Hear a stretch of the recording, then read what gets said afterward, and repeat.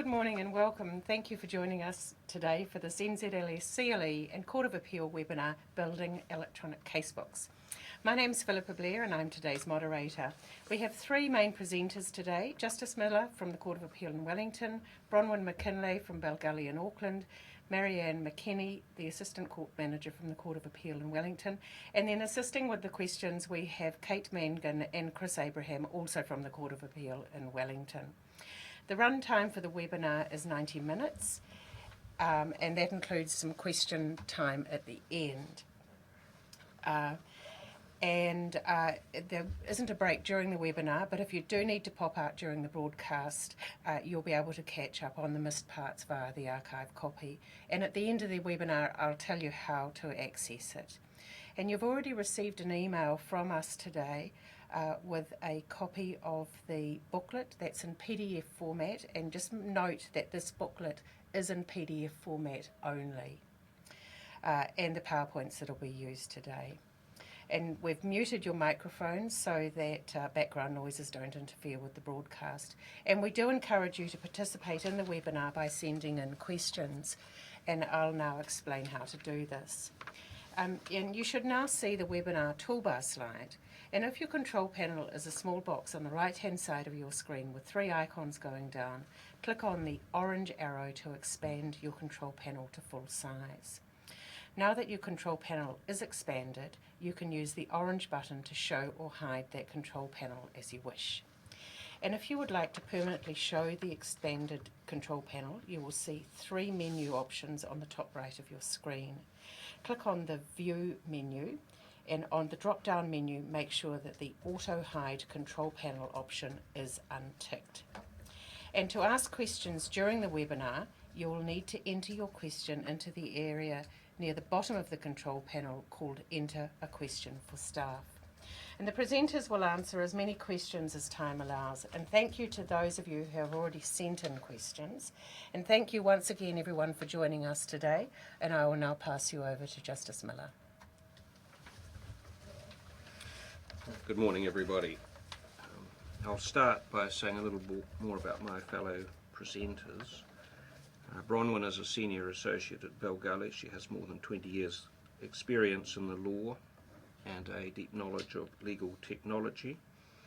Her contribution to the whole Electronic Casebooks project, including the development of the Higher Court's protocol, has been immense. The project has been a collaboration between Belgully, Chapman Tripp, and in particular David Goddard QC, and we are indebted to all of them for their contribution. Marianne is the Assistant Courts Manager at the Court of Appeal. For those of us who've been around for a while, she would once have been known as a Senior Deputy Registrar. She's deeply knowledgeable about the court's processes, and she supervises the team of case officers who manage the individual files. Chris and Kate are case officers. They have a lot of experience with electronic casebooks, and they're here to help us answer your questions. The webinar is a follow-up to the Electronic Casebooks seminar which we presented to the profession in May this year. In that seminar we explained why we're moving to electronic casebooks, why the Court of Appeal has led the project, and what are the advantages of electronic casebooks for court and counsel. We now have a lot of experience with casebooks, electronic casebooks, and we have no doubt that they work very well, both for the court and for counsel who are prepared to learn how to work with them. This webinar is a nuts and bolts lesson in how to build an electronic casebook. It's been funded by the court, and with the generous assistance of the Law Society, it's being presented to the profession free of charge. It's here to help you along the learning curve that everyone confronts when presented with a new medium. When you deal with an electronic casebook in any of the higher courts for the first time, you'll find that the registry staff will refer you to the webinar, which will be available for you online. If I can just briefly recap on some of the messages from the earlier seminars for those who missed them. This is at page 2 of your casebook. It's important to understand that there is an irrevocable slow but irrevocable trend in courts internationally to adopt all digital systems, in which everything from filing to archiving will be done electronically. In New Zealand we're a bit behind the curve on this. We don't have electronic filing, we don't have electronic archiving. Our infrastructure doesn't permit it yet. But right now the Ministry is in the procurement process for an electronic case management system as we speak, and that will permit online filing in time. In the meantime, the Court of Appeal has been able to implement electronic casebooks using the technology we have and protocols developed with the assistance of the profession. In the absence of electronic filing, the default mechanism is a memory stick. You file it physically, but it gives us essentially all of the benefits of an electronic case. We started with crime because in that jurisdiction the registry in the Court of Appeal prepares the casebooks, and that's why we have led this process. After a trial period, we've now made electronic casebooks business as usual in the civil jurisdiction for substantive appeals, that's as opposed to leave to appeal applications.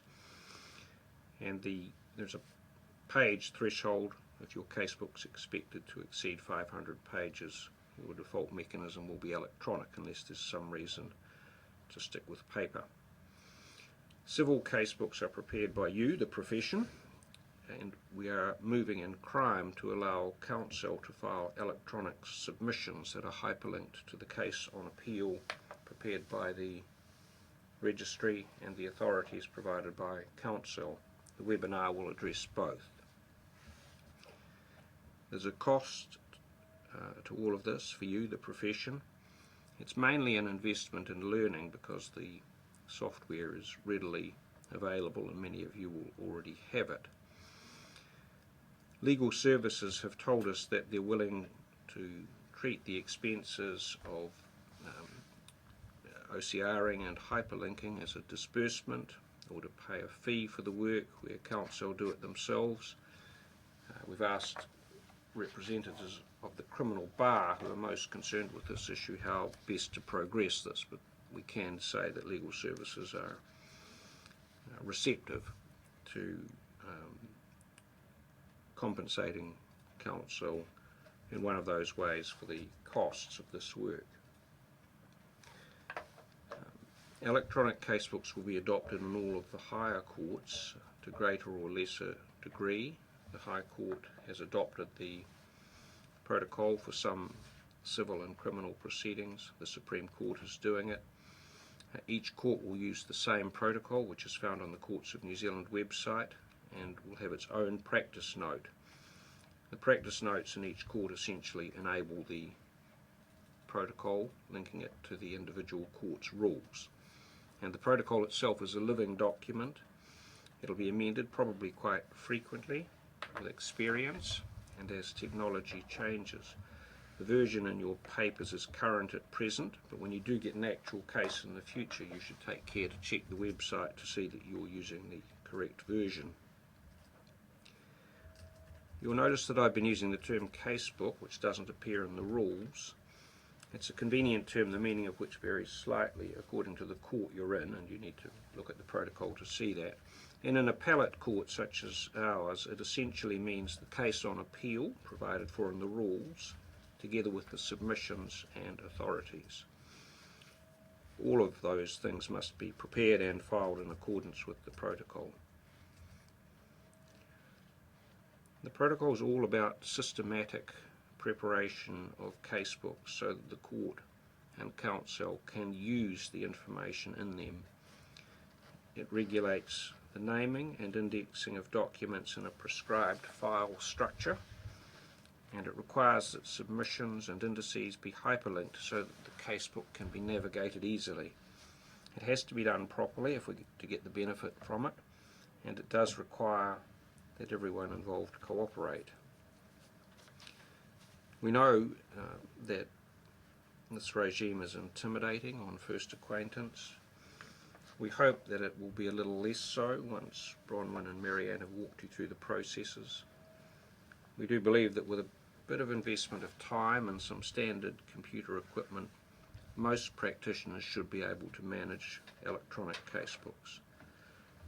And as I've said, there is no avoiding it, because the courts will sooner or later be operating on all digital platforms. So best to get on with it. Now, there are a large number of attendees at this webinar, and I'm sure there'll be many questions. We'll try to group them and answer similar questions together. If we can't answer all of them in the time we have, we'll respond after the seminar. We do encourage your questions and comments. We have a lot to learn from the profession, and those who have some familiarity with the technology we're using can contribute to what is in the end a collaborative and collective exercise between the profession and the courts. So thank you. I'll hand over now to Bronwyn. Thank you, Judge. Good morning, everyone. As Justice Miller mentioned, this webinar is a follow-on from the NZLS CLE Roadshow seminar we presented in May with David Goddard QC and Bruce Scott from Chapman Tripp. During that seminar, we talked about technology moving fast and evolving as we were speaking. There was mention of what we were saying being obsolete in only a short time. That is why the electronic document protocols are living documents and are held on the Courts of New Zealand website. There was also mention at the seminar of even the House of Lords having a Twitter account. The seminar was only 3 months ago, and yet there was no mention of Pokemon Go and augmented reality. I'm not suggesting for a moment that there is a need to introduce augmented reality into the court system, but there certainly is a need for the legal profession to keep up with technology that is available and that will enhance the justice system. Justice Miller put it nicely. There is no avoiding that sooner or later the courts will be operating on digital platforms. Best then to get on with it. And so on that note, I will. My most important message at the seminar was to follow the instructions. The webinar booklet that has been emailed to you provides those instructions. In keeping with the protocols, it is fully text searchable in PDF format, and it contains hyperlinks references throughout. The intention is that you will be able to use the webinar booklet to follow this presentation, much of which will be a demonstration. Hopefully you can have both the booklet and the webinar open on your screens. I'm going to start with Figure 1 from the Civil Protocol, which is what you see on your screen now. It will be easier to create a casebook once you have an understanding of how the casebook should be structured and the rationale behind that structure. So I'll use Figure 1 to talk briefly through that. Once I've done that, I will explain the process which Council will need to follow to create and file a casebook for a civil appeal. I'll then hand to Mary Ann, who will talk through the process for creating a casebook for a criminal appeal, and then we will demonstrate each of the 7 steps used to create a casebook. I'm going to do the demonstrations using a mock civil appeal casebook. The fact it's a civil appeal does not matter. The steps that you take are relevant to both criminal appeals and civil appeal casebooks. So just talking briefly about the structure of an appeal casebook. The protocols that have been developed provide the instructions and all you need to know about the structure and format of an electronic casebook. If a casebook's set up using that structure and format, then it does 3 things. It works from a technology point of view, so the hyperlinks in it work to enter into the casebook. It's practical and efficient to use. In that respect, what I mean is that you can see from on the slide at the moment, these documents here that sit at the top level. We envisage that Council will enter the casebook mainly using those documents. They contain hyperlinks to the rest of it, so there'll probably be no need to click through the various folder levels to get to any document in the casebook. The other thing is that if you follow the structure and format in the protocol, then all casebooks will be consistent in all of the higher courts and they'll comply with the court rules. This Figure 1 is on page 7 of the webinar booklet. It's in the electronic protocol, so you can look at those versions if that's easier. So you can see from this that there's 3 levels in the structure. At level 1 that's as I said, the documents you use to enter the casebook, and then there's 3 main folders: the case on appeal folder, the authorities folder, and what's called a supplementary folder. The case on appeal mirrors the hard copy case, and it's the traditional case on appeal. It then contains subfolders that you can see at level 2. The subfolders are the pleadings, the evidence, and the exhibits. And then at this level, level 3, you can see the documents. The authorities is the equivalent to a paper authorities bundle. and it is, in this case, is divided into the appellant's authorities and the respondent's authorities, and then volumes, depending on how many documents are in the authorities bundle. The supplementary folder is included. It's intended to be used during the hearing, and it's for documents that come up once the case on appeal and the bundle is complete. There's also one of these in a High Court casebook. So, for example, if you had trial rulings or documents that were handed up during the hearing, they can be included in the supplementary folder.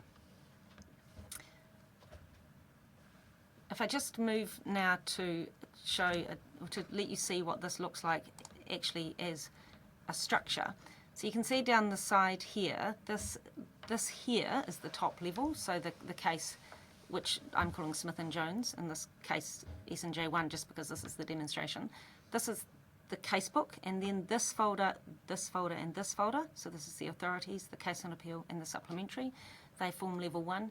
And you can see with the case on appeal, this is level 2, and then in these will be the documents. So if I go into the case on appeal, that's the next level, and the documents will sit in this. This is an empty casebook. It'll look a little bit different once it's complete. Just bear with me while I move around between the different versions. So once it's complete, it will look like this, because it then has the document sitting at the top level.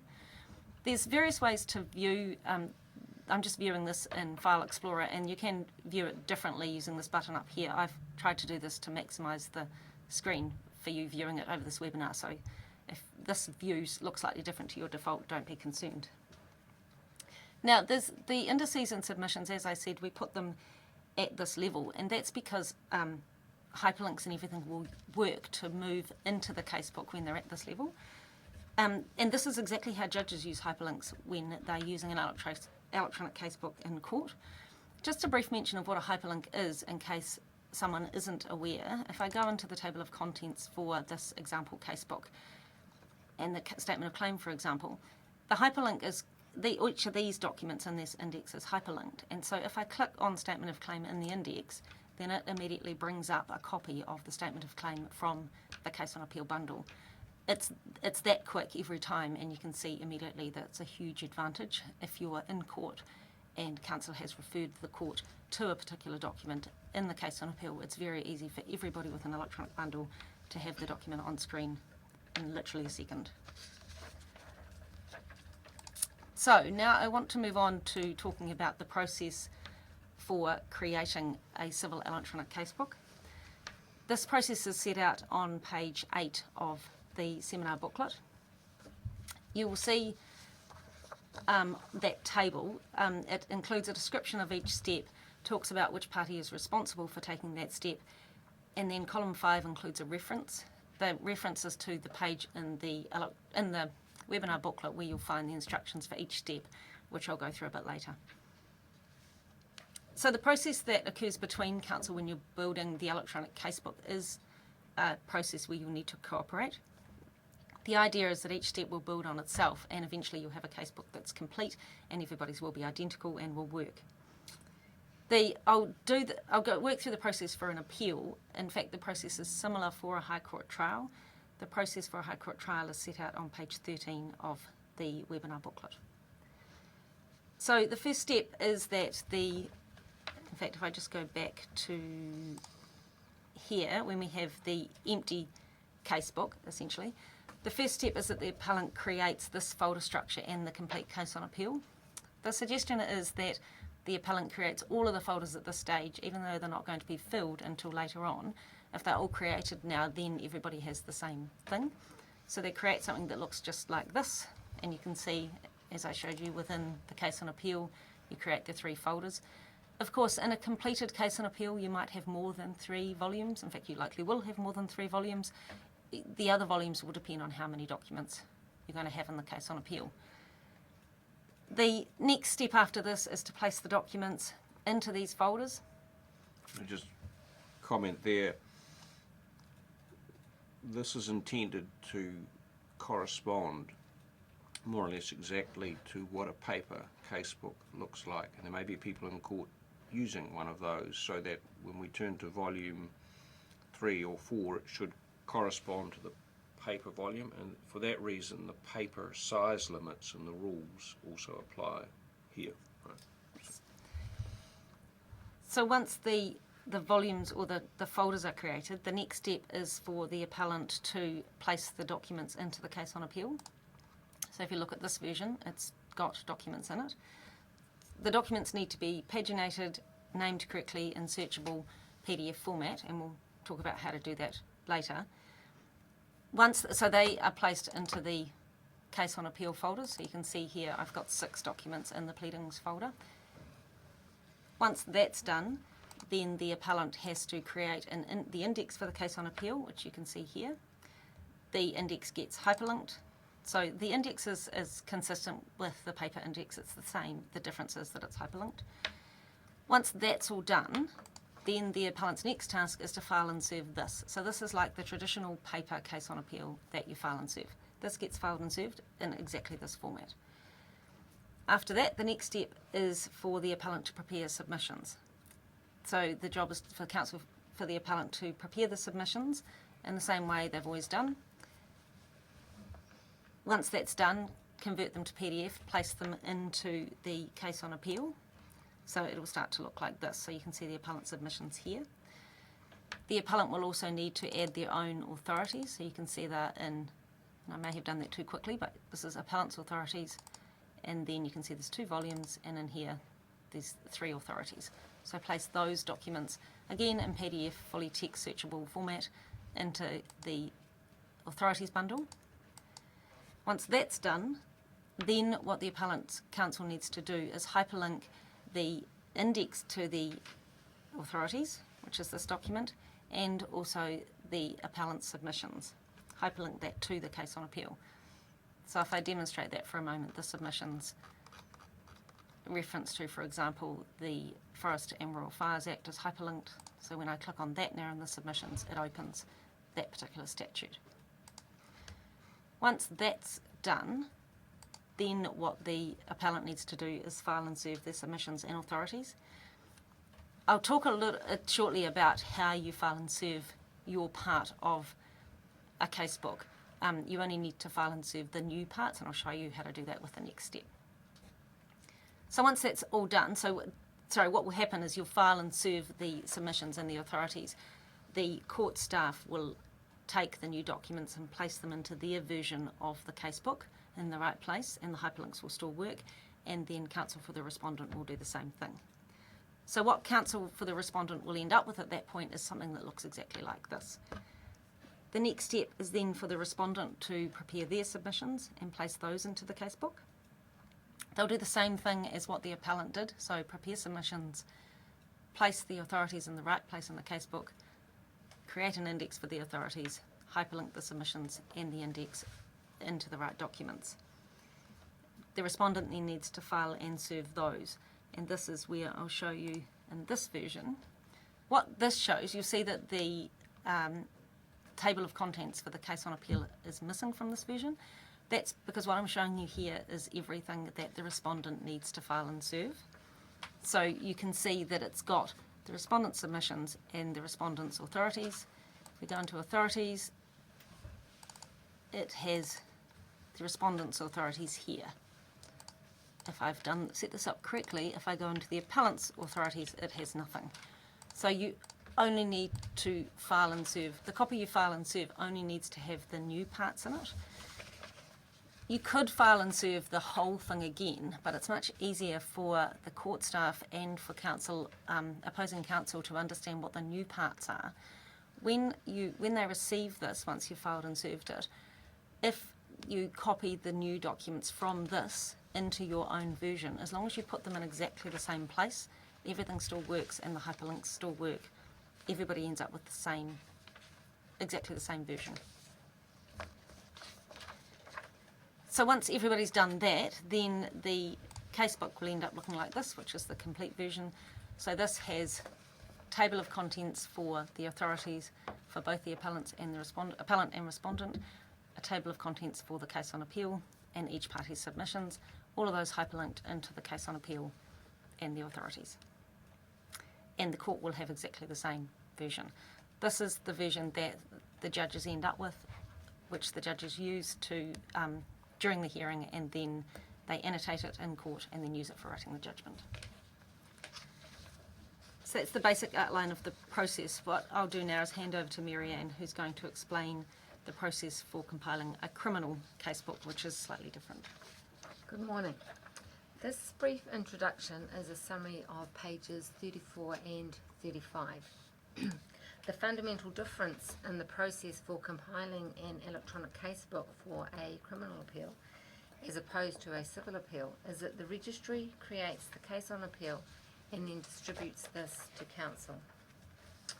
When a criminal appeal is filed, the registry requests from the lower court all the court documents relevant to that specific appeal. The type of appeal filed will determine the type of documents requested. The main volume of the case on appeal, which is in PDF format, will contain the majority of the documents required for the appeal.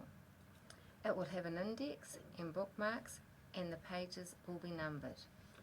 It will also have had a text recognition program applied to it, commonly referred to as OCR, which enables the document to be electronically searched by judges and counsel. The court encourages counsel to prepare and file submissions and authorities in electronic form. Submissions and authorities should be submitted in a fully text searchable format, OCR'd, as mentioned previously, and should be hyperlinked to the case on appeal, which has been prepared by the registry and sent to counsel. Counsel will need to refer to and follow exactly the naming conventions listed in Appendix 1 of the Criminal Protocol and the court file structure as listed in Appendix 3. This will ensure that when counsel are filing their submissions and authorities, the hyperlinks are maintained when the court adds them to the electronic case on appeal. Counsel should use pinpoint hyperlinking when referring to certain paragraphs of a document, for example, the summing up or a paragraph in an authority. Pinpoint hyperlinking is where the hyperlink points directly to a specific part of a document rather than to the first page of the document. As I've said, this is only a very brief outline of the electronic criminal appeal process. There are two case officers from the registry here, and that's Kate and Chris, and we're more than happy to answer any questions you may have, and if you have any queries after the webinar, you can contact the registry directly. Thanks, Marianne.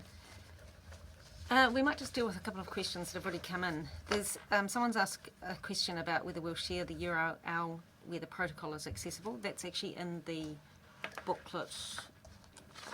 And sorry, off the top of my head, I can't remember the page. I think it's on page 4 of the booklet. Is there any you'd like to answer at this point, Judge? No, we've got a number relating to things such as dealing with unrepresented litigants, and it may be best to come back to those at the end. So the next thing is we're going to move through the steps that you'd use to create an electronic casebook. So I'll just get this back to the start so then I can start fresh. So the 7 steps used to create an electronic casebook, they're set out on page 19 of the webinar booklet. The 7 steps are, the first one is to create and name the casebook and the necessary subfolders. The second one is to copy the relevant documents to the correct subfolder in the casebook. Third one is to name each of the PDFs in the casebook in accordance with the naming conventions in the protocols. The fourth is to ensure that all of the relevant documents are in fully text searchable PDF format and convert any that are not. The fifth step is to paginate each of the PDFs in the casebook in accordance with the protocols. The sixth is to create the table of contents or indices for the casebook in accordance with the protocols. And lastly, to create the hyperlinks between the documents. What I'll do is move through each of those 7 steps and demonstrate them. As we've said, these steps are relevant to creating casebooks for an appeal, a High Court trial, and then two of the steps are relevant and what council will be doing in relation to criminal appeal casebooks. The intention is that you'll be able to use the booklet, and if you're dealing with this in the criminal context, to still use these instructions to create the casebook. So the first step, as I said, is to create the casebook and the subfolders. This is creating that structure that I set out or showed you at the start. So it's this structure here, creating empty folders. I'll just quickly show you how to do that on the desktop in case someone's not familiar with it. Where you'll put your casebook will depend on your own operating system and how you manage all of your files in terms of electronic files, emails, etc. for your clients. In this case, I'll just create this on the desktop, and it's simply a matter of right-clicking, creating a new folder. So let's say we were, oops, and that didn't work. So, sorry, I have to rename that. So let's say we're creating the casebook called Smith and Jones. So I right-click, create the new folder and name it.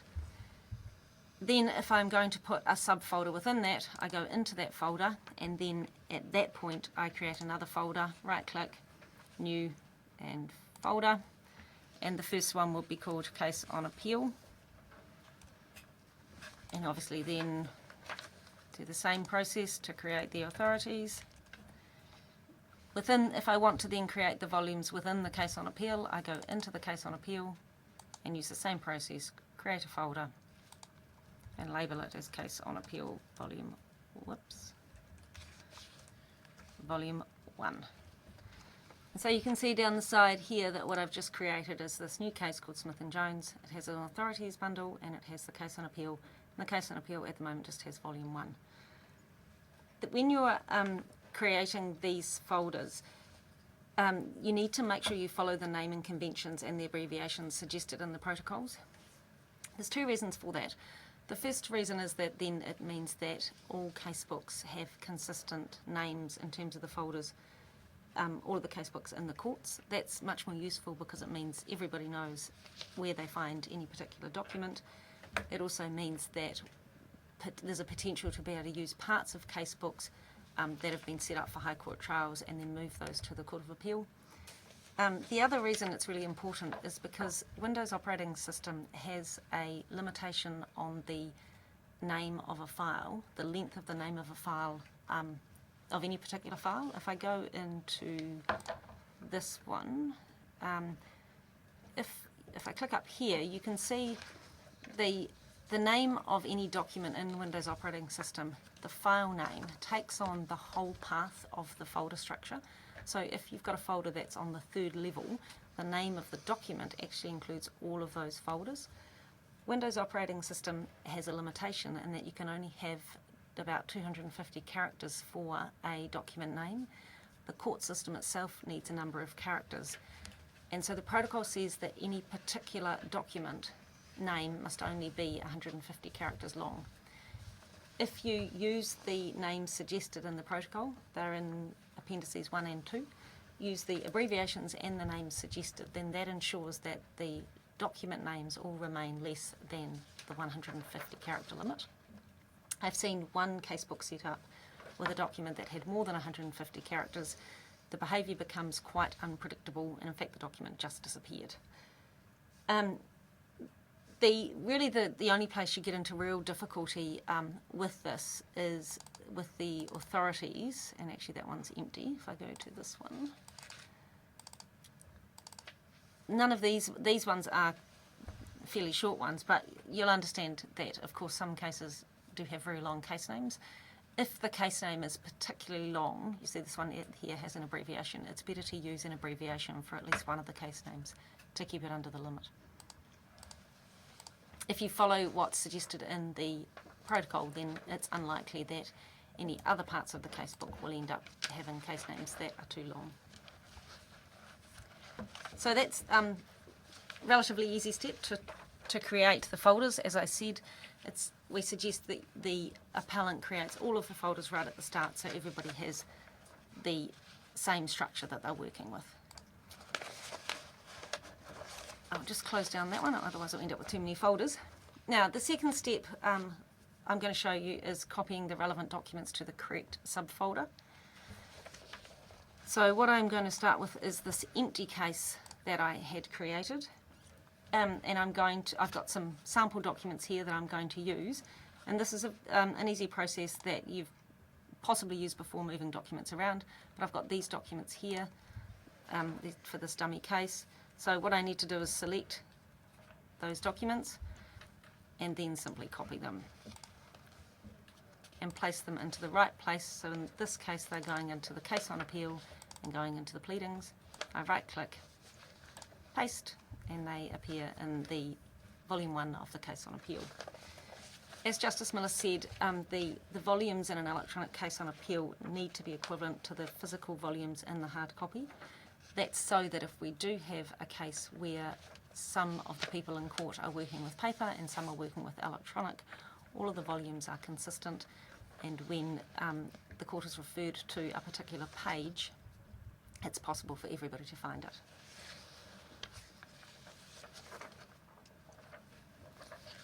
That's the first 2 steps. And actually a question has just come in about why it's necessary to have multiple volumes of authorities. I think this question means why is it necessary to have multiple volumes within the appellant and the respondent volumes. As I have just said, each volume in the case on appeal needs to be the equivalent of a paper volume. So if, for example, you've got enough authorities that they go past, I think a paper volume is limited to 250 pages. So if you've got authorities that go past 250 pages in total, then you need to break that up into 2 volumes. We do have a separate volume for the appellant and the respondent. It is technically possible to have 1 volume of authorities, and if counsel wish to do that, they can, but it does create more cooperation between both parties to actually achieve that. But the same with creating a paper bundle of authorities. So the next step, step 3, that I'm going to demonstrate is naming each of the PDFs in the casebook. So this is the first point in this demonstration where I'm using the Adobe software that I've got. As I've said in the webinar booklet, I'm actually using Adobe Pro version 11. There is a note about other versions on page 17 of the webinar booklet. Adobe Pro 11 is different than the latest version of Adobe, but Adobe Pro 11 is possibly the version that most of you will be using. And in the booklet we've talked about how you use the latest version if you have that, and how you find, how you use the instructions. The process you use is very, very similar in both versions.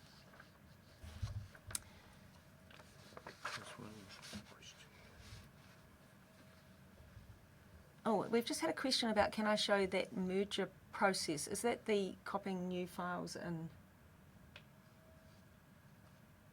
Actually, sure. I'm not sure, so I might leave that one. So what we're looking at here, I'll just take you back to make sure it's obvious. I started with a casebook. You can see that this has not got the table of contents or any authorities or anything in it. What I've done is placed 6 documents into the pleadings file. You can see that 4 of the documents are already named perfectly, and obviously that's not how they'll necessarily be at the start, but this is a demonstration. So I've named those ones. You can see these last 2 are sitting out of order and not named correctly. So what I need to do is rename each of these. The way you number documents dictates their order when they're in PDF format. So this one needs to be number 1. It's the statement of claim, and in this case, this minute needs to be document number 2. When we number the documents, they need to have leading zeros. You can see there's 003, 004. The reason you need to have leading zeros is that the software orders the documents as per numerical order or alphabetical. If you don't use leading zeros, then document number 11 will in fact appear after document 1 and before document 2. So you need to use leading zeros. If you, for example, are going to have more than 999 documents, then you'll need 3 leading zeros, not just 2.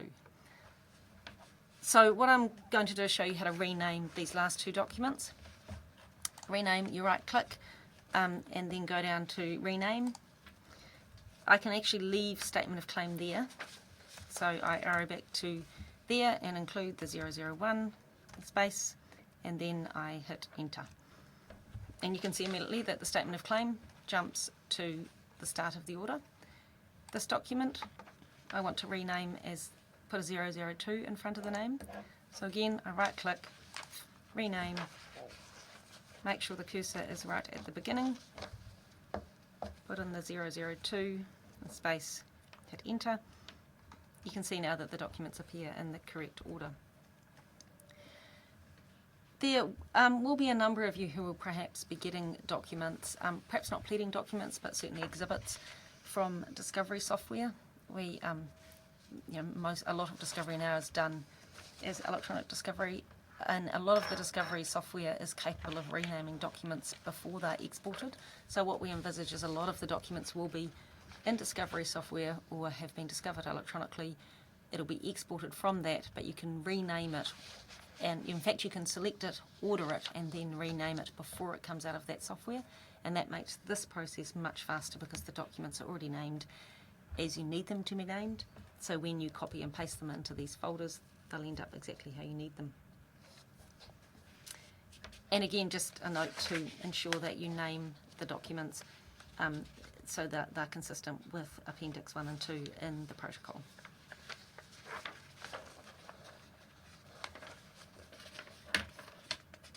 Now, step number 4. Step number 4 is to ensure that the documents are fully text searchable in PDF format, but fully text searchable. The full text searchability of electronic casebooks is one of the real advantages. It means that you can, the counsel and judges can search for a word that's appearing across the entire casebook. That's a really powerful thing to be able to do. If you've scanned documents in, they need to be made fully text searchable. That process is called OCRing. OCR stands for optical character recognition. So documents that have been scanned in need to be OCR'd. The other thing is if you've got authorities that have been photocopied, then of course they need to be OCR'd. I did actually do a quick check last night. Any authorities from judicial decisions online, authorities from software such as Westlaw, or databases such as Westlaw, will already be fully text searchable, so it's likely that you won't need to do anything with those. Having said that, it is definitely a cause of frustration if it turns out that one or some of the documents in a bundle are not fully text searchable. So, and it's possible, you can run this OCR process over all of the documents in a bundle, and it will simply OCR the ones that aren't OCR'd. Now, you can OCR one document at a time, or you can OCR a number of documents, and I'm going to show you that process because I don't envisage that many people will be OCRing one at a time. If I go into... Actually, I've just had a question. A number of people, in fact, have been asking questions about this topic of creating text searchable PDFs, particularly from older authorities. I think the answer is if it can't be done, it can't be done, and you'll just have one or two authorities in the case that aren't fully text searchable. Where it can be done, it should be done is the answer. And certainly my experience with working with these for the last 3 or 4 years, the quality of the OCRing process is increasing all of the time. I did know at one stage percentages as to what's the likely, what percentage of it is successful or creates a good quality OCR. I think at the time, 5 years ago, it was about 85%. I do remember where the percentage became high enough that I stopped worrying about it anymore. It is correct that if you have an old document or a fairly substandard copy that you've scanned, your text searchability won't be 100%, but it's enough that it actually still creates a huge advantage. And usually you will be aware if there's a document like that in the bundle, and so if you're doing a search, you will know that that document might not be picked up. So what I'm going to do is demonstrate how to do an OCR process on a number of documents at the same time. So I'm going to use the appellant's authorities I have in here. And So the process goes that first of all you open one of the documents. You can see in this version of Adobe you have the Tools menu up here. You click on Tools. See down here you have text recognition. I think in the DC version this is called Recognize Text, but it's exactly the same thing. You do text recognition, which is OCR, optical character recognition. Under that you see in multiple files. Then what you need to do is add the files. So you're taking the files from wherever they are and adding them to this box. So they'll appear here to then apply the OCR process. So you click Add Files again, and it will bring up your possibilities. Now in this case, I need to go and find them because I don't want to add those ones. So just bear with me for a second while I remember desktop. So I'm taking the ones from this version, so I'm going into Appellants Authorities Volume 1. So what I need to do is take these 3 documents. I want to select them. To select more than one document, I click the first one, I hold down Shift to click the second one, and Shift to click the third one. So now I have 3 selected. I click Open. You'll see now I have the 3 documents sitting in the box under Recognize Text. Then I say OK. This box comes up, so it says the target folder, the same folder as selected at the start. So what it's saying is, where are you putting these documents? Are you putting them back in the same folder you took them from? That's what I want. File names, yes, I want to keep the original file names. You could add to the original, but there's no need to do that. And you want to overwrite the existing files. So you want your OCR version to overwrite the ones that were not OCR'd. I click OK. The next option that comes up, obviously you can change the language, you wouldn't want to do that. This here, you have searchable image. In fact, I select searchable image exact. The difference between the two is that searchable image exact brings up a slightly better quality OCR. And so your search results will increase if you select that. Then you click OK, and it runs through its process. This OCRing can take quite some time when you've got a lot of files being OCR'd. You can, in fact, just minimize this process. It can run away in your computer while you're doing something else. At one point, I had a count. I think it's 100 documents take something like an hour. I've seen it take 4 hours to go through a folder, but you need to make sure you've got enough time in terms of your ultimate deadline, but it's not really a biggie. The computer now does the work. You can see where have we got up to, page 26, and I think that, oh no, that's on file 2 of 3, so it's run through getting close to 2 files while I've been talking.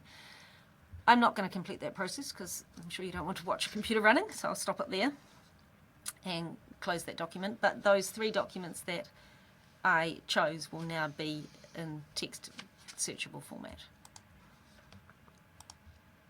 Have there been any questions about OCR? Or I think you have really covered them.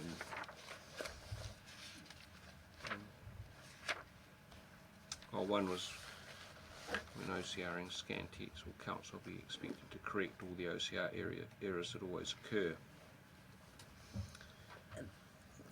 The answer, sorry, so the question was, when the OCRing scan text, with OCRing, will council be expected to correct all the OCR errors that always occur? And the answer to that is no. In my experience, the number of errors occurring is decreasing all the time. There are some types of text that can't be OCR'd, but it's, as an example, a picture can't be OCR'd because there's nothing to search.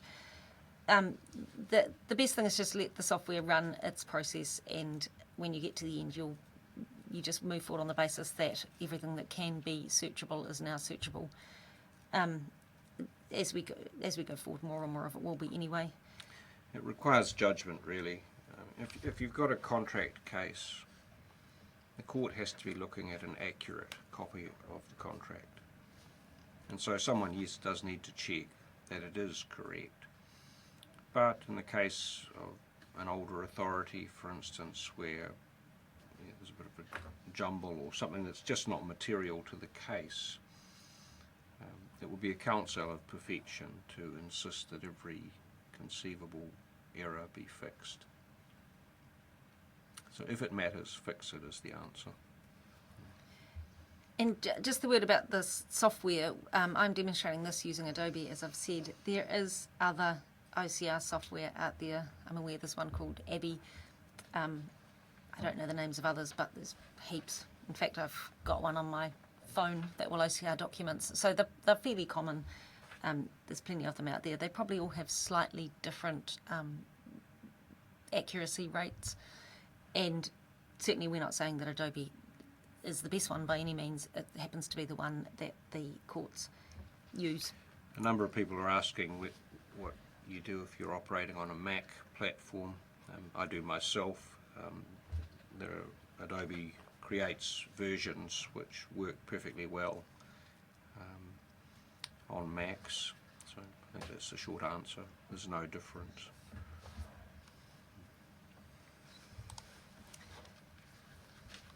So hopefully everyone's still with us. The next step, step 5, is to paginate each of the PDFs in the casebook. This is outlined on page 27 of the webinar booklet. I wonder if before you do that, just picking up on what we've been talking about, someone's asked if Adobe Pro is now a required application, and a number of people are asking what you might use to build the casebooks or work with them in court. The answer is you need to use PDF technology. That's a requirement, but we have tried so far as possible to be device neutral and software neutral. Judges on their own iPads in the Court of Appeal usually use iAnnotate as a reader, and that's just a matter of preference for us. Other people use Goodreader. There are any number of applications available, and it really is up to you. You do need something that has the ability to OCR, to create hyperlinks, and to index and annotate the casebook that you're working with. And those are the functional requirements. It's up to you how you deliver on that. We do use Adobe Pro in court on our PCs, and as I say, I annotate for the iPads, but we're not trying to sell you on those products. So I think now step 5, which is paginating each of the PDFs in the casebook. I think probably the most difficult part about paginating is that, as with paper, in fact, it needs to be done in accordance with the court rules. Fortunately, we've moved on from the days when it's necessary for someone to sit there with those dreadful stampers, stamping every single page. My memory of that is not fun. Essentially, the way you paginate, this is what the rules say. If the folders have tabs, then documents need to be named as... Sorry. So if the folders have tabs, documents need to be named with the tabs. If the folders don't have tabs, then the documents must be named as per the first page number. And the numbers, of course, have to run consecutively over all the documents. So you start with page 1. If the first document has 5 pages, then the second document starts on page 6. If there's no tab, that document will be named as document 6. So you do need to be a little bit careful if you don't have tabs and you're naming documents, to ensure that the names are consistent with the pages, and you might, in fact, you probably need to check those 2 steps once you've done the paginating. So if I demonstrate how to do paginating in a casebook, I'll just go back to, what have I got here? This one. And I'll go into here. So these documents, if I've done this correctly, I open the first one. You can see they don't have page numbers at the bottom right, or in fact anywhere. So I'll show you how to paginate these. In Adobe, certainly it's a fairly easy process. You click on Tools here and go to Pages. Right at the bottom of Pages you see Bates numbering. So you add Bates numbering. Again, you use the same process as you did for when you were OCRing. You have to add the files that you're going to paginate into this box. So I click on Add Files again, and I just need to work out where I'm at, and I'm in version 3 and I want version 1, so just bear with me while I find the one that I want, which is version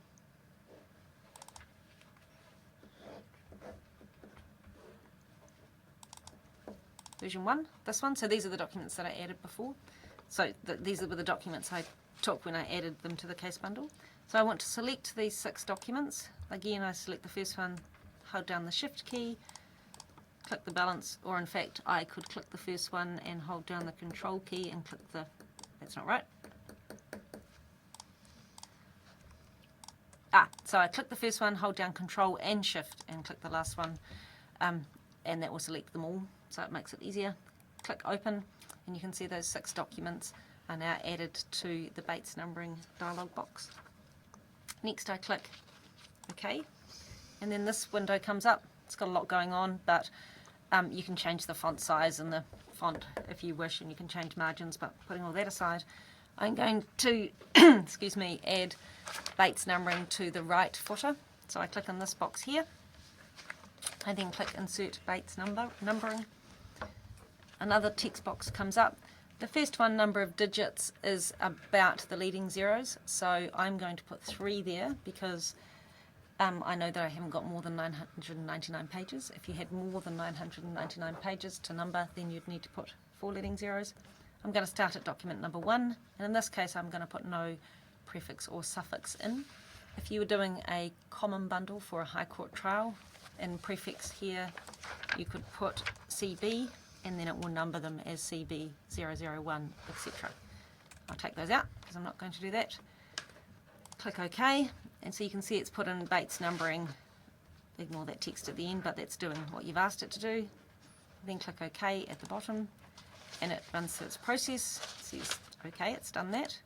If I go down now, you can see that it's added 001 to the first page, 002 to the second page, and if I now go to the second document, all going well, it's added 003 and 004, etc. So if I go to the last one, hoping it's not going to make a larry to me, right to the end of the document.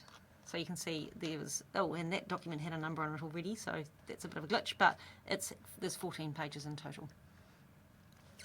Just a word with Bates numbering.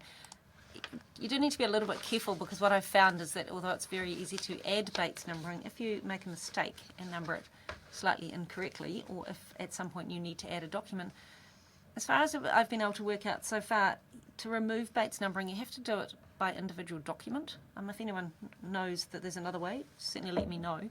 But it is, I guess it's the same as with numbering with paper. No doubt everyone's had the experience where they discover that the page numbers are wrong and you either end up putting 10A and B, or you're missing a page number. That can happen with this as well. You just need to be as careful as what you were with paper for doing the numbering. That's the end of that topic, I think. Is there any questions about numbering that have come through? People ask how to do it, but I think you've covered that.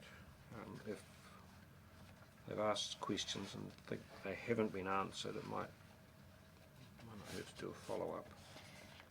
And certainly if we get a lot of questions that seem to be repeated, then we have contemplated doing a document, no doubt a PDF document, hyperlinked and fully text searchable, but doing a document to follow up with frequently asked questions. So if there's anything that's unclear, we can include that in that. Now the next step is creating the tables of contents or indices for the casebook. I'll just reorganise my desktop here so I'm not getting lost myself in what's going on. Go back to here. The table of contents and indices, essentially you create those as you normally would have. The table of contents and indices need to be consistent with the court rules. They're in fact the same as the court rules, and the idea is that the electronic version is the same as the paper version, so that anybody using the paper version can move around their paper version using the contents and indices. Once you've created it, I guess in Microsoft Word or some other word processing software, once you've created it, you need to convert it or save it to PDF format. I saw someone asked a question before about whether you need to use Adobe to create the PDFs, or whether you can use other PDF creation software. Of course the answer is yes, you can use other software as long as you end up with PDF format. Once you've created that, then you place the indices as here, at level 1 of the casebook. So that's where they appear. And you can see it's the same format as a paper one. Somebody's asked a question about whether you should rotate landscape pages first before you Bates number, so that the pagination is in the correct spot on the printed hard copy version. I actually think that question is probably a matter of preference. Judge, you might correct me if I'm wrong on that. I think so. What does happen in court is that sometimes people get confused about numbers. It may seem a simple thing, but it's really important that everyone is using the same numbering system.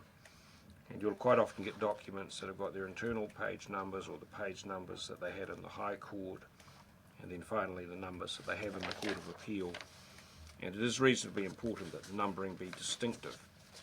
The way the registry does it in crime, they use quite big numbers in the middle of the page, and we're always saying to counsel, give us the big number. So it's not so much that you have to do it in a particular way, but it has to be clear which is the numbering system that we're actually using. And the other thing that brings to mind is things like Excel documents and documents that can't be converted to PDF. The other thing that I can think of is CAD plans and things like that that are very big documents. Sometimes difficult to convert to PDF, or in fact the PDF version just becomes unworkable because it's too big and there's too much on the page. That is a slight difficulty with electronic casebooks. The same difficulty in fact applies to paper. Being in court with a document that's A2 size is never fantastic. They need to be numbered the same as with paper, and in the right numerical order as such, and as the judge said, as long as everyone can find what they need to be able to find in court, that's actually the ultimate goal. There'll always be cases in which you're dealing with paper. In crime we do it routinely. You'll have seen photograph booklets, for instance. There'll be exhibits that the court sometimes needs to see. You'll see the judges are using some paper. They usually have some core documents printed out. So the reality is it's never going to be a wholly paperless environment. So I think now we are on to the final step, step 7. Now certainly for me this feels like it's moving quite quickly, and I know there's quite a lot of information, and I'm demonstrating most of these things only once. Of course, you can go back to the webinar from the archive after this. What we're expecting is people will use the instructions in the booklet and also look at the webinar again. So if any of it's been too quick, or you've missed part of it, then certainly go back and look. So the next thing I'm going to do is we'll talk about hyperlinks and show how to create hyperlinks. Now I think this is possibly the thing that's perhaps most foreign if you're not really familiar with the Adobe software. Just to talk a little bit about hyperlinks and some of the intricacies of them. So I think I demonstrated at the start, but the hyperlinks are, in fact I won't use that because I don't like how that's appearing. If I use this version, the hyperlinks, you can have hyperlinks in submissions or in a table of contents. In fact, from any one document to another part of that document or to a different document. All of these you can see in this index. These are hyperlinked, so when I click on Statement of Claim, the Statement of Claim comes up. You see that if I minimise that, you can see that hyperlink, I've still got the contents underneath, so that's brought up the document as a separate document. That's really useful because what you don't want is the document opening and closing the contents that you had. That's a bit frustrating. Just so you know, there is a setting in Adobe so that you can set up so that when you open a document using a hyperlink, it always opens as a new document. I'll just show you that briefly if I remember where it is. If you go into Edit and Preferences and then click on Documents, see this one here? It says Open Cross Documents in the same window. Interesting that on this computer it's ticked. It should be unticked. When you set up a hyperlink, there's the ability to, in the hyperlink, say, always open this in a new window. But the thing about that is this setting overrides that if you have it as don't open in the same window. So you can set that up for yourself. But the best thing is that if they're opening in a new window, if you're using hyperlinks on an iPad or tablet, for the most part, in fact, every time I've seen, they open in a new window anyway, so you can end up with multiple documents open and still have your original table of contents. So that's how a hyperlink works. I just want to talk a little bit about relative versus absolute hyperlinks. The protocol talks about the fact that the hyperlinks need to be relative rather than absolute. I'll just explain. So the first thing is, at one stage, this was really important because it was quite easy. I was about to say relatively easy. It's a bit confusing. It was quite easy to set up either a relative or an absolute hyperlink. What's now happening is certainly in Adobe, if you set up a hyperlink, it defaults to being relative, which is what we want it to be. That makes it a lot easier. So probably don't get bogged down in what's actually happening. Just follow the instructions. You'll end up with what you need to have. But I thought it was worth explaining the difference between the two.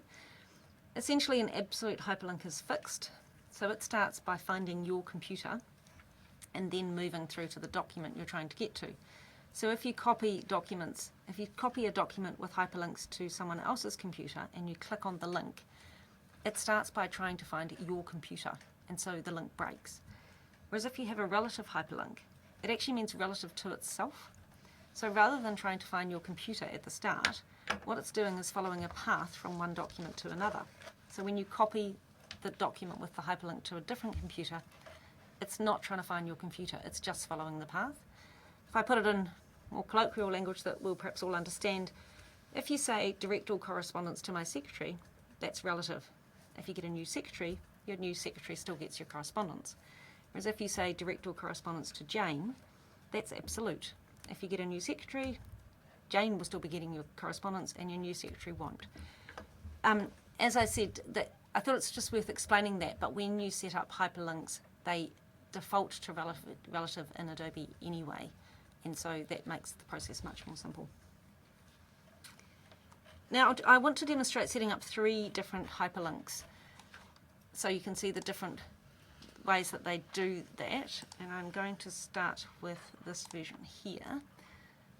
So the first thing I'm doing is I'm going to hyperlink from the Case on Appeal index to open a document. I'm going to open, you can see down here these hyperlinks work. So the statement of claim opens the statement of claim. You can see that there. But you can see this one, I've taken the hyperlink off this one. It's not hyperlinked. I've deliberately made that black. The hyperlinks don't necessarily appear as blue once you've set them up. We do seem to have a default developing that hyperlinks are coloured in blue, which is actually quite useful because certainly in submissions, the protocol doesn't require that you hyperlink absolutely everything you can. What it requires is that you use judgment and hyperlink what is necessary. So in submissions, for example, if you've got a reference to a particularly important case, then you probably want to hyperlink that. If you have a case that you perhaps need to quote one paragraph from, but otherwise is not particularly noteworthy, then you possibly might not hyperlink that. It's a case of using judgment. Yes, that's correct. Yeah. So it is useful to know which ones are hyperlinked. And we were talking yesterday about perhaps at some point the protocol will mention the fact that it's better to have hyperlinks in a particular colour, and we'll also probably include some instructions as to how to do that, but don't be too concerned about that at this stage because this is showing you how to hyperlink, and even though it doesn't change colour, it's still hyperlinked. So I'm going to hyperlink this here to the amended statement of defence. So what I do is start with tools, as with everything I've been doing so far. I go to tools and then just close that pages down and go to content editing up the top. You see this add or edit link. Click on add or edit link, and now what I do is highlight the thing that I want to hyperlink. Now you'll see, if I go back for a second, I just highlighted that there. You could, what you hyperlink is actually a matter for you. And you can see these ones, if I hover over that, the whole box, that whole box is hyperlinked. So in this document, in fact, someone has hyperlinked the whole row, so then someone using it can click anywhere in that row to bring up the document. It's a matter of personal preference which you want to do. I guess to be consistent, I will highlight the whole box like that. Once you've highlighted that, this box comes up. It says go to page view. So in this case, what I'm doing is hyperlinking to the amended statement of defence, and I want it to just open that document. So I'm going to say open a file. I go next. This box comes up. Now I need to select the file that I want to open. And you can see that annoyingly it's come up in the wrong case, so bear with me while I go back to the desktop. It's this one that I want, so I'm in this one called S&J3. Obviously you won't have so many versions of your casebook on your desktop or on your computer. I've got many because I'm demonstrating. But then I need to go and find the document, so I go into the case on appeal, into the pleadings. It's the amended statement of defence that I want. I select that document, I click open. And now it brings up the security open preference. If you put new window, it's best if they open in a new window. As I said, if you do that setting in Adobe, it actually overrides it anyway. But then you click OK, and that's all there is to it. So now if I close this document and save it, and then reopen it, you can see that now that hyperlink will work. So when I click on it, it opens the statement of defence, and there's the contents underneath. So hyperlinks are not actually rocket science. A lot of people worry about them and how to create them. From a judge's point of view, I can say that they're enormously helpful, not just in court, but especially in preparation, because judges don't just read your submissions and rely on your advocacy when it comes to deciding cases. They want you to show them what's relevant. And if you've read the submissions, seen what the point is, and gone to the material that counsel are highlighting at the same time, as a judge you should enter the courtroom knowing pretty much all you need to know about the case. It's where your advocacy is perhaps more powerful even than it is in court. Hyperlinks make it a lot easier to get your message through to the court, not just at the hearing but beforehand. And then there's just one more thing to show, that's in setting a hyperlink to what's called a pinpoint hyperlink. So if I start with the appellant's submissions, you can see from these submissions that we've got this hyperlink to section 43 of the Forest and Rural Fires Act, and we've also got, actually a hyperlink, you could hyperlink that to the case of Tucker. Down here we've got a footnote that says Tucker, paragraph 61, so what I'm going to do is create a hyperlink here that will open that case at paragraph 61. So the way I do that is Tools, Add or Edit Link. The same as with the other hyperlink, I highlight it, brings up this box. I'm now saying go to a page view. So what I'm wanting it to do is bring up the case at that particular page or paragraph. Click Next. This one's slightly more tricky. It's very tempting to click Set Link. Do not. What you need to now do is go and find the document that you're hyperlinking to. So I need to go to, must be this one, version 3.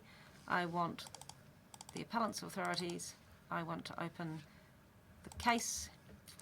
I happen to know that paragraph 61 is on page 18, so up here I've gone page 18. You can see I've still got this box here. I haven't clicked Set Link.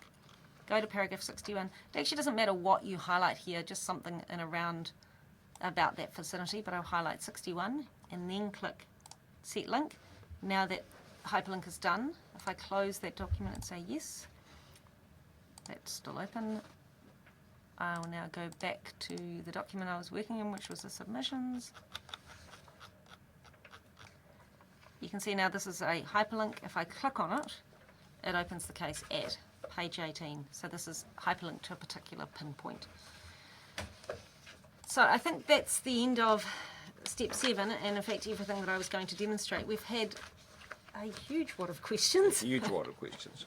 So there's some repetition of them. What I think we'll do is I'll run through them, and for those of you in the audience, the question numbers won't mean anything to you, but they do to the people sitting around the table because there is signal as to which question we're answering and who's going to do it.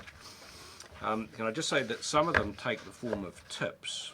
For instance, someone has explained that you can in fact remove Bates numbering in some general manner, and that's very valuable. We'd like to collate those tips and add them to the presentation. If you need to elaborate on them to explain what you mean by your tip and how to do it, please do, and we can put that all together and make it available to everybody. So we'll just launch into it, and we'll be as quick as we can. A lot of you asked about how litigants in person are going to be compelled to comply. That depends on the court. In the Court of Appeal, it's not likely that they'll be asked to. We'll probably use paper cases for them. We can't put them at a disadvantage. They may well not have the skills to create the casebooks. And it remains to be seen when that will change. Someone's asked a number of questions about the High Court. It's correct that at the moment the court is not, as a matter of course, as a default approach, requiring cases to be presented in electronic form. It'll be done in the case management process. We do look forward to the day when it does happen by default in electronic form in the High Court.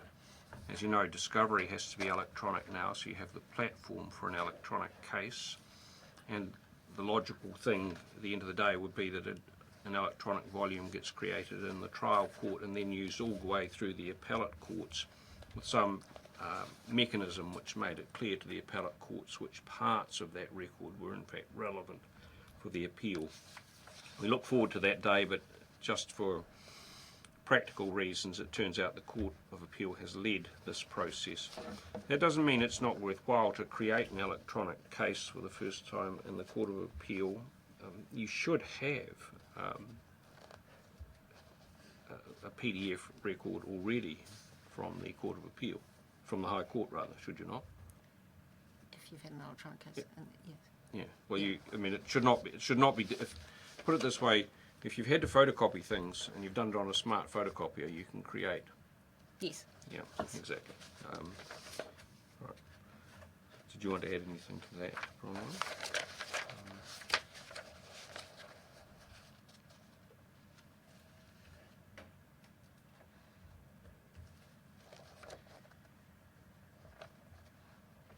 This is the question about where your High Court trial has not had an electronic casebook. And I guess it's correct that creating an electronic casebook takes time. In my experience, creating a case on appeal also takes time. And certainly when we've been working with this and doing the comparisons, they probably take around the same amount of time. The hyperlinking takes a little bit longer, but the benefits that you get from it are enormous, and so it's worth the extra time anyway. Yeah. There's a couple more questions about the High Court, whether witnesses will have a computer made available so that they can see the electronic exhibit that's being put to them. Certainly that's what's happened in the cases that I did when I was in the High Court in electronic form. It's obviously necessary in a document-heavy case. Someone has asked whether it will be possible for observers in the courtroom to see. The answer is probably not, but in the Court of Appeal we are looking at SharePoint technology which will allow counsel to put exhibits up on the courtroom screen, which is particularly useful when you're dealing with plans or photographs and things like that. This one here. Someone has asked a question whether hyperlinking works the same way on an iPad or a tablet. The answer is yes, once you've set the document. Once you've set it all up, easier to do on a PC, put the case book on your iPad or tablet, yes, the hyperlinks will work. Some of the apps that you use, there's a number of them, some of them work slightly differently. There's one that I know of where pinpoint hyperlinks won't work.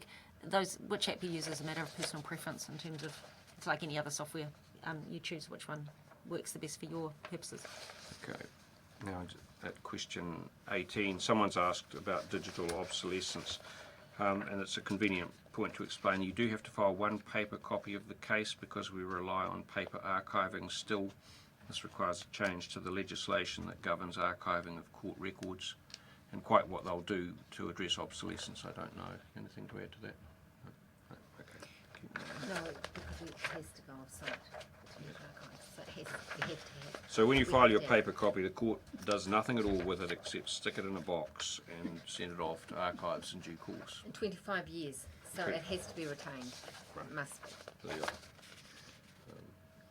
Someone's asked, in court, do you recommend a laptop or a tablet? The answer is I think a tablet is best because you're not having to navigate using a mouse or keystrokes. Most counsel who do it use a tablet. Yes, and the only thing I'd add to that is recent experience is that if you've got a case that has a lot of large Excel spreadsheets, some people find Excel spreadsheets much better on a laptop. Question 33, consequences when counsel don't do it properly. This does happen quite a lot. In particular, quite often one gets documents that haven't been properly OCR'd. I think the reality is we've been pretty patient with people. It can make it quite difficult as a judge dealing with an electronic case that hasn't been properly indexed or copied. How often, you guys, do you think you find this? It definitely happens occasionally. How often would you think? I would say it happens at least once or twice a week where we get a document which isn't done properly, but depending on how big of the issue it is, we just fix it ourselves at the moment, but Yeah. going forward we'd definitely be looking for counsel to do it themselves. Yeah, the question is concerns about adding cost to the compliant party. In fact, it's a disadvantage to the person who doesn't comply. First and foremost, you're losing an opportunity to get your case before the court and making it harder for the judges not only to get on top of your case but to follow you during the hearing and then afterwards when they go back to the record to write the judgment to actually find what it is you are referring them to. That's 30.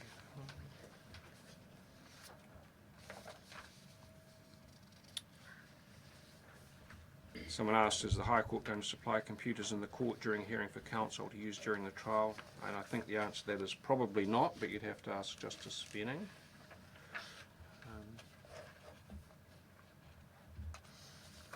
Question 43. Who wants to answer that?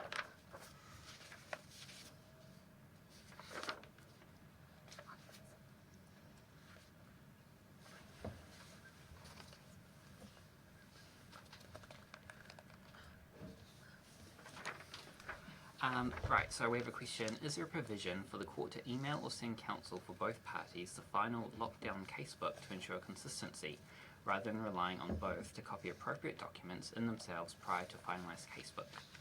At this stage, no, we don't have any plan like that in place. It always needs to be up to counsel to ensure that they are working with the correct copies. Yeah, we don't have any plans for changing that in the future, and that's just what it is at the moment. The other advantage about that, of course, is that if you have been adding to your casebook over time, it does mean that you could have been annotating it and working with it before it's complete, and by adding the new documents to it, you retain your own annotations. A follow-up on the question about people filing non-compliant casebooks, I think it is important to say this. Look, if someone has just made a complete mess of it and it's very hard for opposing parties to work with it, you should get in touch with the registry. As with the paper copy, the court doesn't have to accept it if it's not in appropriate form. And the answer may be we make them go back and do it again properly if it's sufficiently non-compliant. I've got a question here about if you're the respondent, do you need to duplicate a case in your authority folder if the appellant has it in their authority folder? The answer is no, you don't, as long as you can work together and cooperate. In fact, you can hyperlink to the original copy in the appellant's folder. When you copy your copy of your submissions, when you file and serve it and everyone else places that in their own versions, the hyperlink will still work. Okay. There's a couple of questions that generally ask how does the protocol comply with, say, numbering conventions and the High Court rules. The answer is that to some extent the protocol amends the rules in effect. and that's the point of the practice note. You might think that's a striking thing to do, but if you do, you should perhaps be aware that by means of a practice note, the Federal Court of Australia has effectively abolished all of its rules and simply replaced them with a protocol. They now have a fully electronic system. We've been careful to not do violence to the rules, particularly in relation to filing dates and making it clear to people what amounts to filing, because there are strict timetables and so on. There's been a question about if you put a new document into a folder, whether that will upset the hyperlinks. It doesn't. The hyperlinks operate to each particular document. If you rename a document that has a hyperlink, or that is the destination document, so the document the hyperlink opens, if you rename that document, then the hyperlink will be broken. So it relies on the name of each document. Right.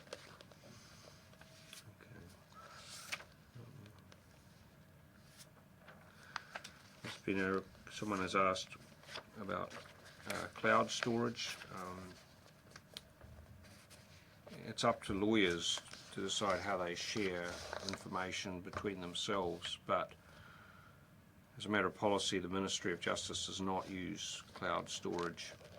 Everything works on servers that are based in New Zealand, and we don't have any facility to deal with it. No doubt that time will come, but not at the moment.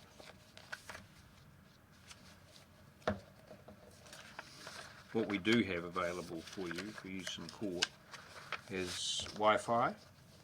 So all of the higher courts should have that now, and there's this password that's made available to you in the Court of Appeal. It's good, reliable Wi-Fi, so if you want to access an authority or something online when you're in court, you can do it.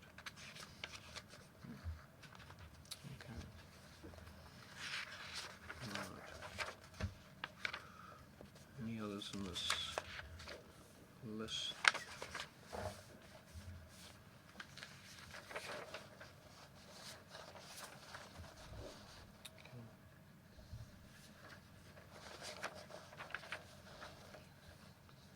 Somebody has asked a question about how you're continuing Bates numbering in Volume 2. You do it exactly the same way as I demonstrated with Volume 1, but in the box where it says Start Numbering From, you enter the first page number of the second volume. Someone's asked what happens if the court refuses or expresses reluctance to use electronic casebooks because of inexperience or lack of skill. And I think here the questioner is asking about the judge's lack of skill. And it's a good question to ask. It's fair to confront it. Not every judge is comfortable with this. Not every judge is familiar with it. The judges in the Court of Appeal know it well, and they've been happy adopters of electronic casebooks. It saves them carting huge boxes of files around with them everywhere they go. And for that reason alone, they've been willing to make the investment. There are judges in other courts who don't particularly want to deal with it or don't feel comfortable because they don't have that experience. The only answer I can give you is that in the case management process, as you prepare for your trial in the High Court or whatever other court, you need to ask, is it going to be done electronically? And then it's up to the court to make sure that a judge is assigned who is comfortable with using that technology. The willingness is there on the part of court leaders. And if I can finish that by answering another question, which is when do the district courts get all of this? The answer is that the specialty courts, family, environment, employment, are dead keen on this technology and very anxious to adopt it as quickly as possible. Like the appellate courts, they're document-heavy environments. As to the district court in its general civil jurisdiction, I really have no idea when that will happen. Okay.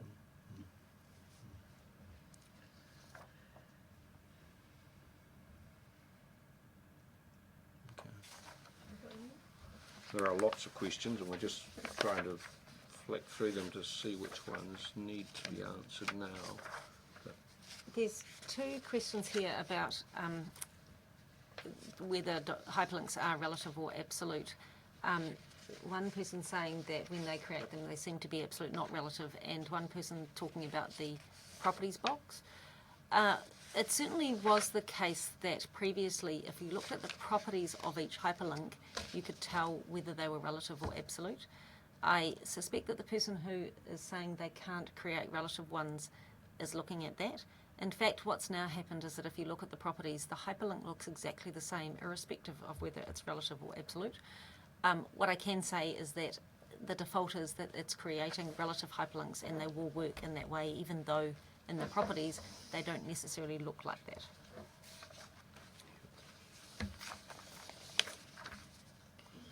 Someone's asked why the judges use iAnnotate as opposed to other software.